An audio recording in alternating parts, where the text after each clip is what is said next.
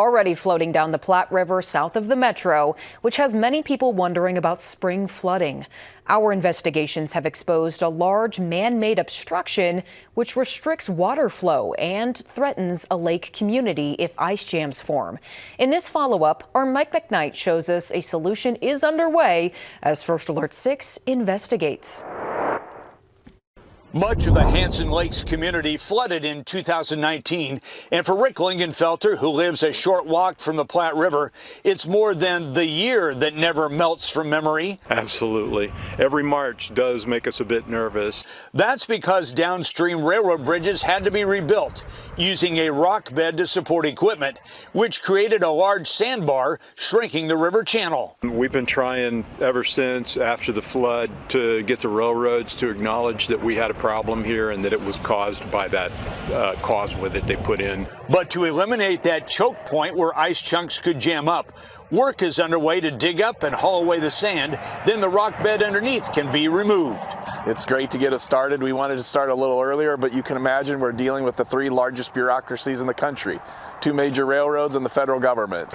Money is now flowing from the feds to pay for 90% of the $3 million project, with the Papio NRD using local tax money on the remaining 10% of the cost. You'll have less constriction in the river, less chance for ice jams to build up on these two bridges, less chance for other debris to build up on these two bridges.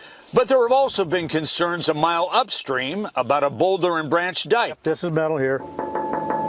But what a difference a year and $2 million make. That's the cost of a levee improvement project that includes metal, clay, sand, and rock to protect about 320 homes. The Sanitary Improvement District for the Hansen and Chris Lakes area spearheaded the flood protection improvements, designed high enough to keep river water from going over and ice from breaking through. Oh, you ain't gonna move this.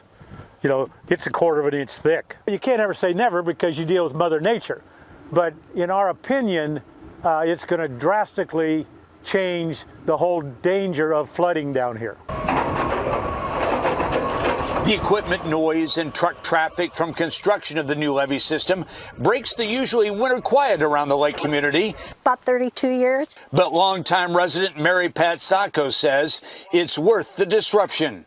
Levee, it'll add us more insurance, I think, to protect us from the water.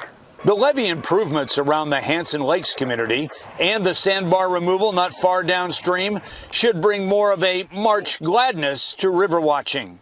Along the Platte River near Hansen's Lakes and Highway 75, Mike McKnight, First Alert 6. Though neither project is expected to be completed by this March, both should be far along enough to protect the lake community better than before. While the sandbar project is paid for by federal and local funds, the property owners in the SID are seeing a slight rise in taxes. Still to come tonight, they're clearing snowy roads just about 16 hours away from their usual routes, where dozens of Iowa snowplows are headed.